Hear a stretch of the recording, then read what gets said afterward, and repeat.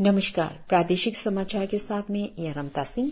Bharatiya Janata party के वरिष्ठ नेता और प्रधानमंत्री नरेंद्र मोदी ने कहा है कि समाज के सभी वर्गों को राष्ट्रीय जनतांत्रिक गठबंधन पर पूरा भरोसा है। उन्होंने कहा कि गठबंधन ने अपनी राजनीतिक यात्रा के 25 वर्ष पूरे कर लिए हैं और अगले 25 वर्षों में देश एक विकसित और आत्मनिर्भर राष्ट्र बनने का लक्ष्य हासिल करने के लिए प्रयासरत है। प्रधानमंत्री ने कल नई दिल्ली में गठबंधन के सहयोगी दलों की बैठक को संबोधित किया। उन्होंने कहा कि एनडीए का गठन किसी पार्टी के विरोध में नहीं हुआ था, बल्कि देश में स्थिरता लाने के लिए हुआ था। उन्होंने कहा कि जब किसी देश में स्थिर सरकार होती है तो देश एक साहसिक निर्णय ले पाता जो देश की दिशा बदल देता है। 11वीं मंत्रिमंडलीय बैठक के दौरान कल मुख्यमंत्री पेमा खांडू की अध्यक्षता में व्यापक शिक्षण परिदृश्य तथा शिक्षा विभाग द्वारा आरंभ किए हुए पहल पर विचार विमर्श किया गया। बैठक में शिक्षा आयुक्त ने मंत्रिमंडल को बताया कि पिछले साल की तुलना में शिक्षण परिदृश्य में थोड़ी बढ़त आई है। तवांग में प्राइवेट पब्लिक पार्टनरशिप मोड पर एक और सैनिक स्कूल स्थापित किया जाएगा और नीशी, गालो, तागिन, वांगचू, तांगसा, इदुमिश्मी, ताराउन मिश्मी और कमान और मिश्मी जनजातियों की स्थानीय लोक कथाओं पर किताबें विकसित किए गए हैं। मंत्रिमंडल ने अपने एक प्रमुख निर्णय के तहत ग्रुप ए और ग्रुप बी पदों के लिए लिखित परीक्षा में न्यूनतम क्वालिफाइंग मार्क्स लेने के विनियमन को स्वीकृत किया है। मंत्रिमंडल ने अरुणाचल यूनिवर्सिटी पासीघाट के लिए कुलपति, registrar, controller of examination, professor सहित कुल 65 पदों का सृजन किया है।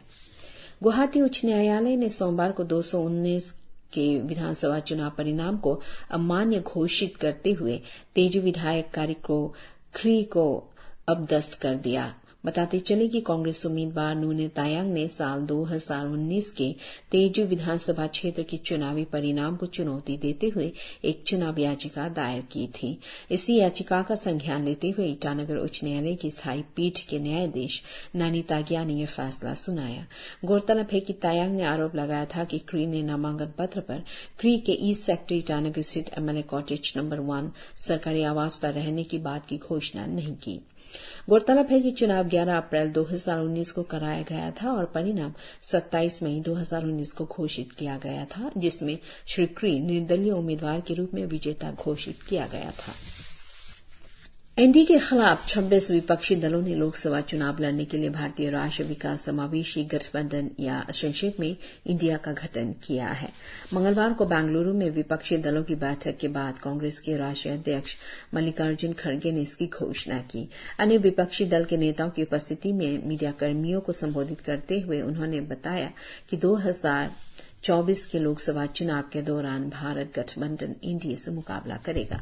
कल की बैठक के प्रस्तावों पर अधिक जानकारी देते हुए उन्होंने कहा कि अगली बैठक मुंबई में होगी, जहां 11 सदस्य समन्वय समिति बनाने का निर्णय लिया जाएगा, जिसके तहत लोकसभा चुनाव लड़ा जाएगा।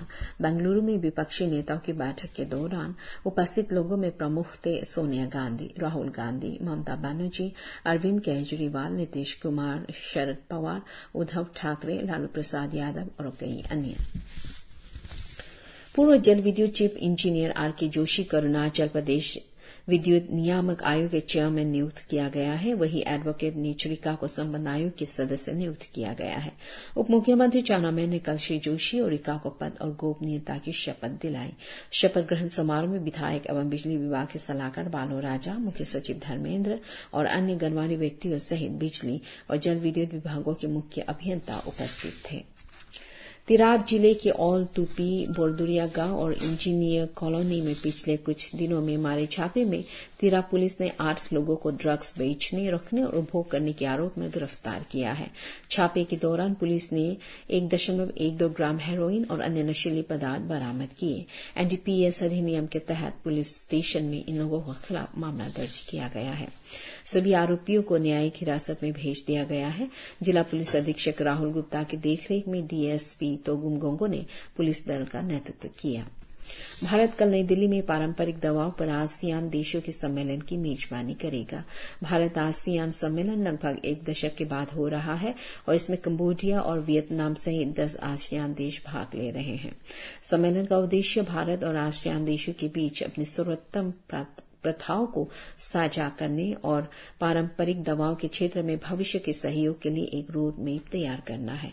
इसी के साथ समाचार बुलेटिन समाप्त हुआ। नमस्कार।